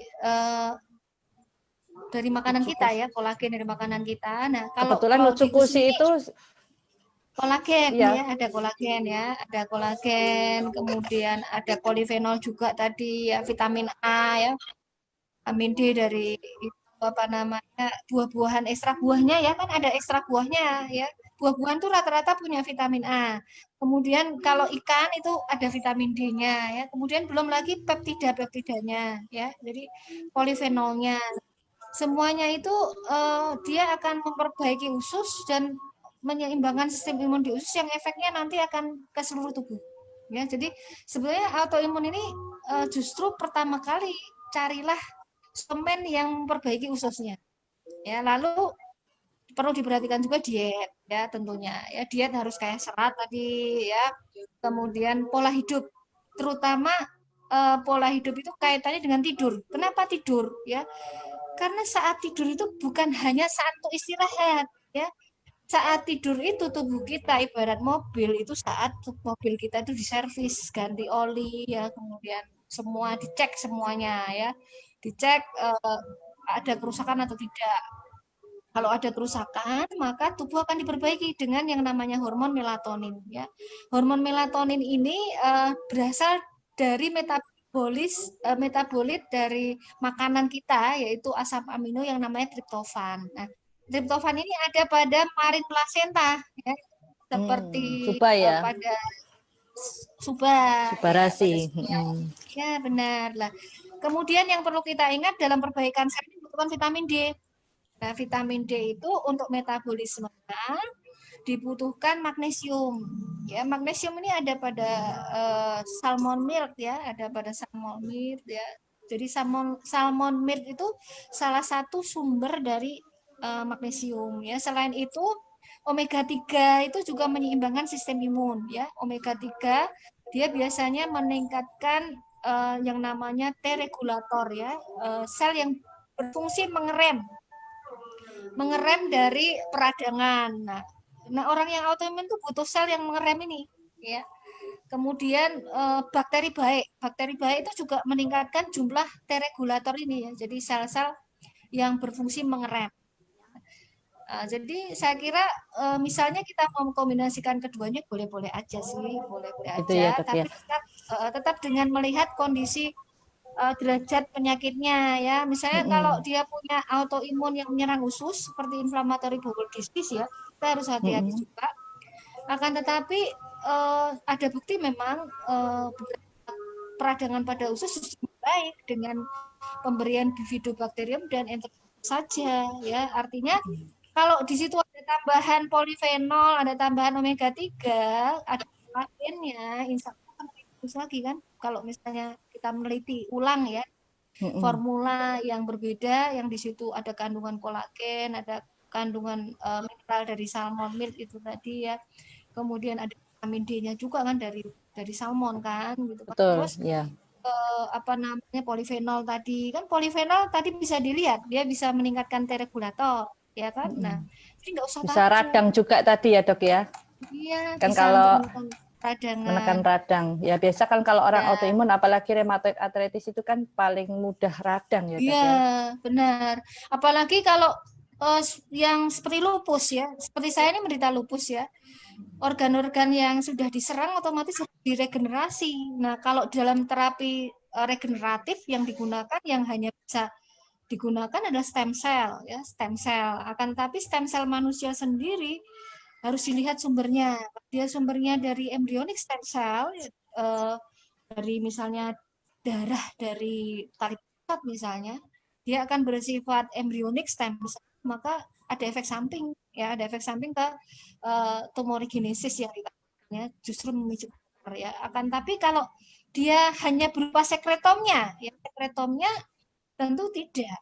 Sekretom itu kan dia hanya peptida dan materi genetik ya sebetulnya ya, protein ya, sinyal-sinyal protein, kemudian hormonnya ya, dia tidak akan menimbulkan dampak efek samping seperti kalau kita disuntik dengan stem cell. Dan lagi pemberiannya, kalau pemberiannya itu per oral ya insya Allah tidak akan menimbulkan efek samping ya, kecuali kalau Oral diinjeksi. itu berarti makanan ya, Dok ya, karena kan Ya, dalam bentuk makanan ya. Karena gini dong, banyak yang bilang begini, loh ini kan makanan, ini kan bukan suplemen. Nah itu kan banyak juga pertanyaan orang ya yang mereka takutkan, kok makanan, mereka nggak percaya kalau makanan itu bisa menyembuhkan. Obat. Nah ternyata kita belajar dari Bapak Hippocrates ya, ternyata bahwa makanan itu adalah maksudnya sumber utama malah yang bisa mengobati diri kita sendiri ya, Dok ya. Jadi dan apa yang kita gini, kaidah dalam kedokteran itu ya, kaidah yang umum itu yang namanya menterapi penyakit, kalau kita bisa menyembuhkan dengan terapi non farmakologis. Terapi non farmakologis itu terapi tanpa obat ya. Maka ya sudah tidak akan dikasih obat ya. Jadi ada tahapannya kan. Jadi pertama kalau dengan terapi non farmakologis dulu sudah baik ya tidak akan diberi obat ya. Tapi kalau ternyata dengan terapi non farmakologis kok dia tidak membaik ya nanti akan ditambahkan obat. Begitu kaidahnya. Jadi tidak selalu terus tanpa melihat derajat penyakit terus semua orang kalau terdeteksi penyakit COVID misalnya langsung semua dikasih lah antivirus, antibakteri, setiap orang dianggap sama. Karena tadi manusia itu unik, setiap manusia itu unik ya. Maka tidak bisa satu terapi itu untuk semua orang, tidak bisa ya. Ya, Makanya betul. makanan adalah pendekatan yang paling aman. Ya. Makanan itu adalah pendekatan Makanan yang ya. paling aman. Dan sejak zaman dulu, kalau makanan kita terjaga, ya lingkungan kita terjaga, pola hidup kita sehat, kalau kita sakit kan tidak mudah menjadi berat, ya, bahkan bisa sembuh. Ya, apalagi infeksi virus. Rata-rata infeksi virus itu bisa sembuh sendiri, makanya disebut self-limited disease, ya gitu ya. Nah, jadi, sebetulnya nggak ada yang perlu diberatkan ya, karena dalam kaidah kedokteran pun seperti itu gitu ya. Dan sekali lagi peredaran makanan kalau sudah ada izin dari BPOM berarti aman ya. Nggak mungkin BPOM itu mengeluarkan izin edar kalau makanan itu Membahayakan. berbahaya. Ya. Terus Gitu. gini dok, ini pertanyaan yang ibu-ibu suka ini dok. Tadi mengenai Ya. tadi dokter ada sedikit menyinggung mengenai busui, bahkan kita sebelum hamil kita harus memenuhi nutrisi tubuh kita ya dok ya. Nah Ya. tadi kan karena produk Utsukushi dan Suba ini adalah makanan yang juga kita bisa bilang adalah nutrisi tubuh. Jadi untuk orang yang mau hamil atau yang lagi hamil bahkan busui ini juga boleh ya dok ya? Boleh saja ya. Sekali lagi tapi dengan mempertimbangkan apa Paparan ya nama dok ya.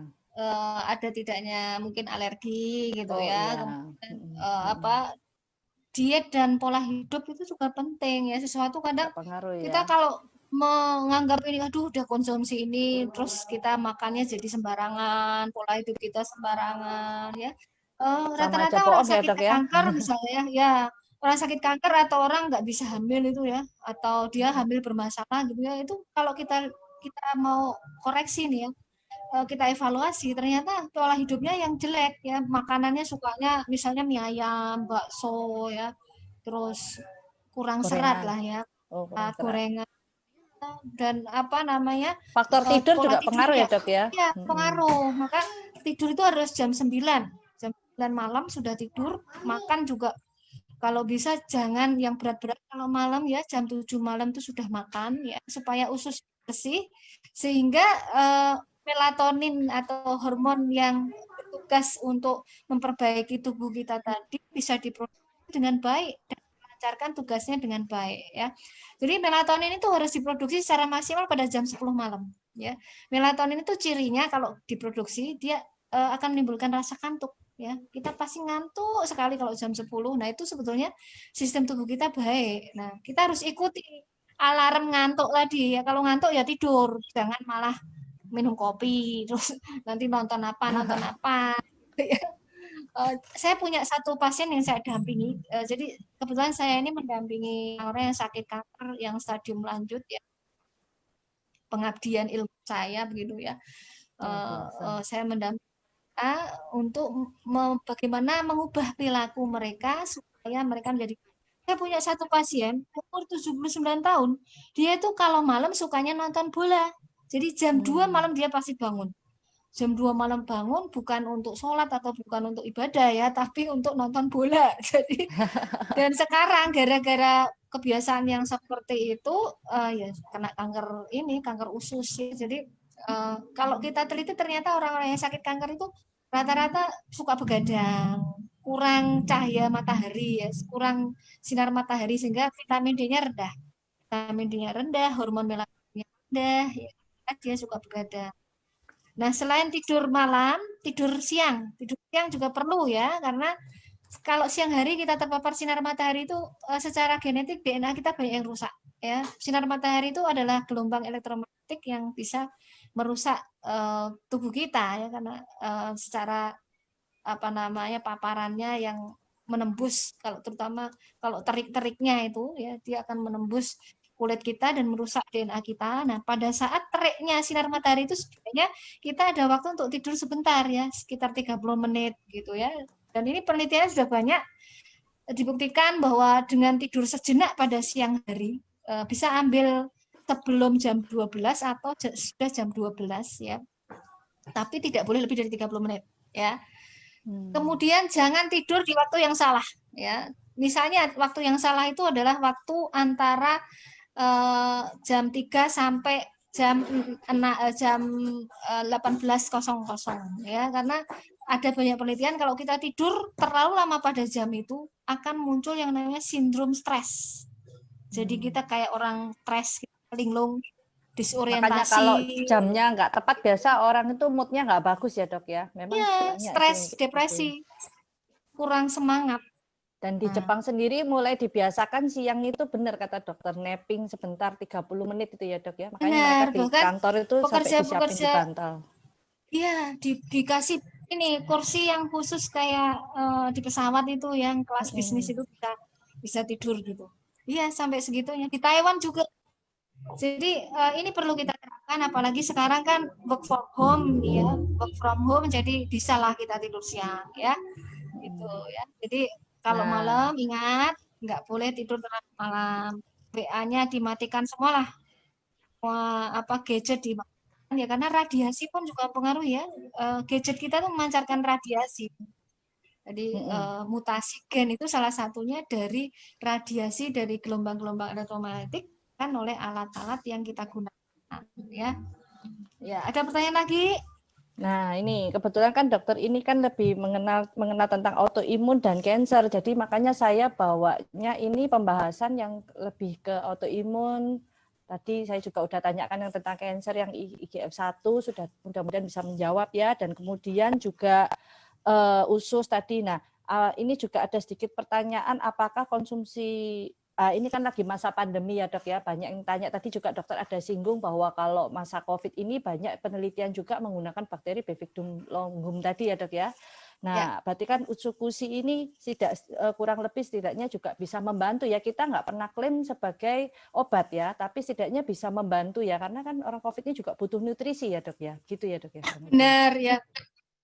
Jadi bukti-bukti otopsi, kemudian analisis dari feses dari orang yang meninggal atau mengalami infeksi yang berat karena di berbagai negara, bukan hanya di Wuhan ya. Bahkan pada kasus 4 orang yang meninggal pertama kali di Wuhan itu diteliti sampai ususnya ya.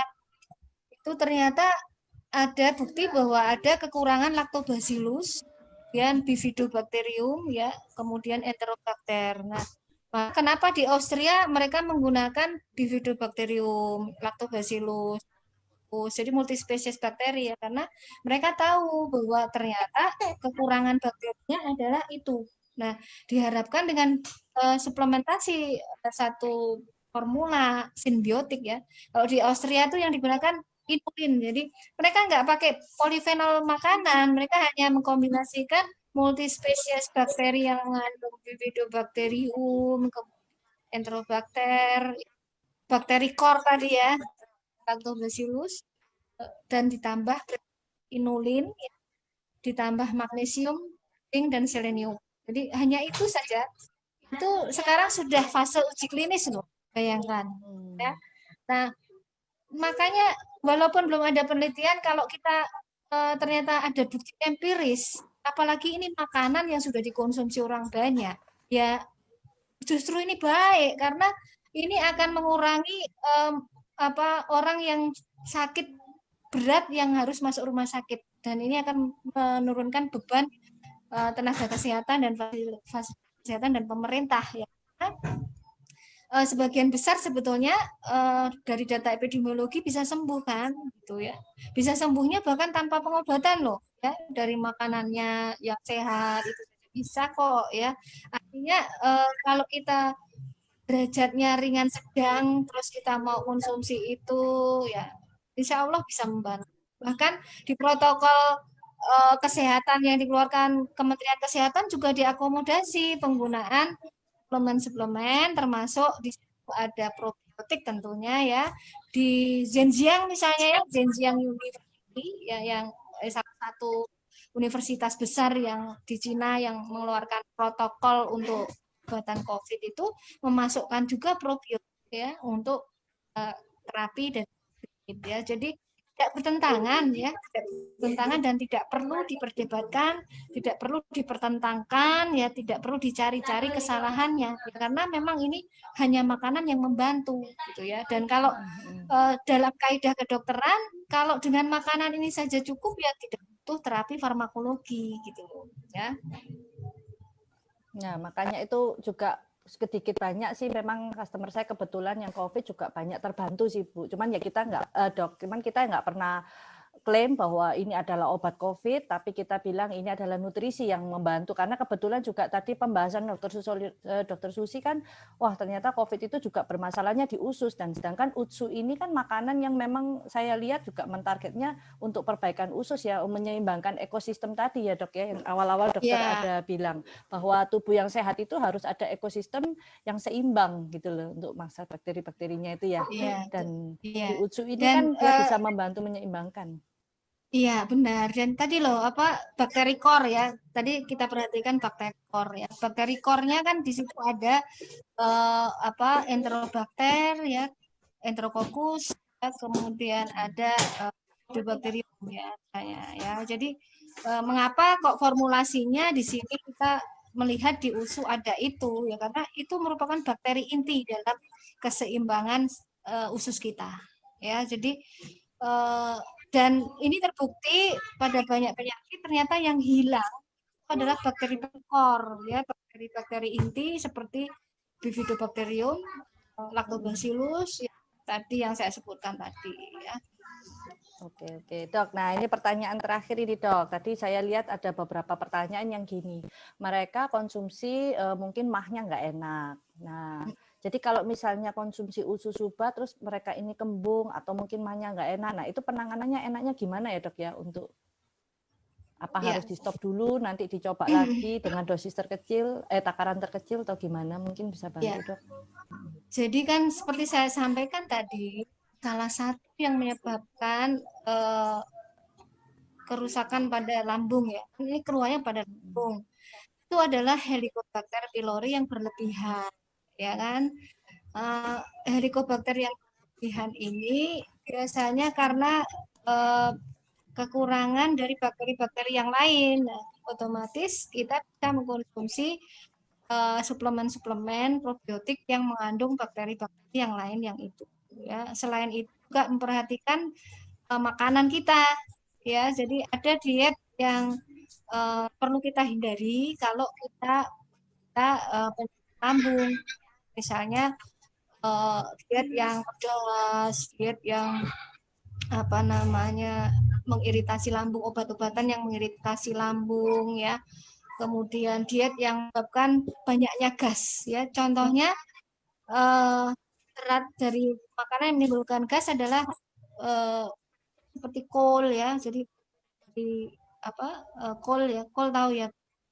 Kemudian kacangan yang sulit dicerna. Pokoknya hindari makanan yang sulit dicerna. Makanan yang lemak tinggi ya. Jadi pengaturan diet sebetulnya kalau untuk gangguan mah ya, atau juga ditambahkan dengan menggunakan herbal-herbal yang menyembuhkan lambungnya. Jadi memang lambung harus diperkuat kalau seperti itu ya, dengan menambahkan misalnya konsumsi jahe. Jahe itu bagus ya, jahe itu bisa meredam. Wah ini signal dokter hilang lagi nih ya. Dok. Nah, kebetulan tadi itu pertanyaan terakhir, mudahan bisa menjawab pertanyaan Bapak Ibu di sini banyak banget ya. Saya juga dari WhatsApp juga ada, yang mungkin dari teman-teman di Facebook yang disampaikan ke saya juga, karena kalau pertanyaan kan saya lebih lihatnya di Zoom ya, tapi ternyata di Facebook juga banyak pertanyaan. Nah, ini kebetulan pertanyaan terakhir tadi dengan Dr. Susi.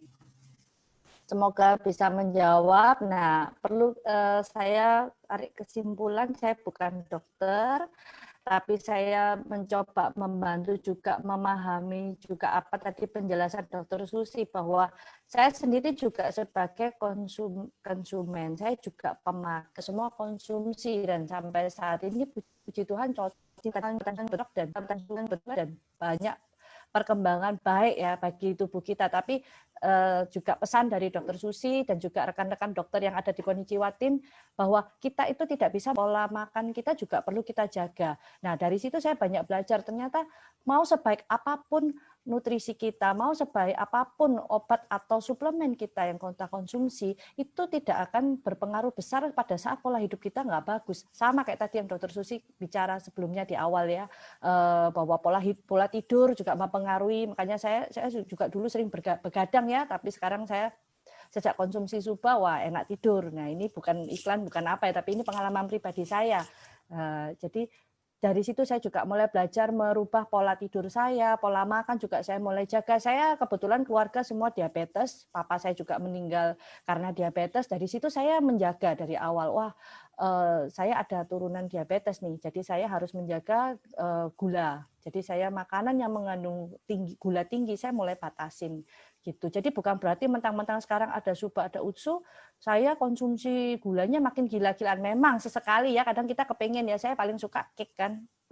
Jadi sempat itu, saya dulu sangat takut banget makan cake, padahal saya suka banget. Nah, terakhir saya konsumsi Suba Utsu kok mendadak saya kok pernah merasa gini, oh saya kok apa ya, kok dingin atau apa. Ternyata saya mungkin gula saya turun. Wah, dari situ saya bukan berarti konsumsi Suba atau Utsu itu menurunkan kadar gula ya, enggak ya. Cuman kebetulan saya memang waktu itu betul-betul diet gula. Jadi mungkin badan saya cenderung dingin ya, karena kalau mungkin kurang gula gitu. Terus saya juga konsumsi Utsu Suba Rasi juga.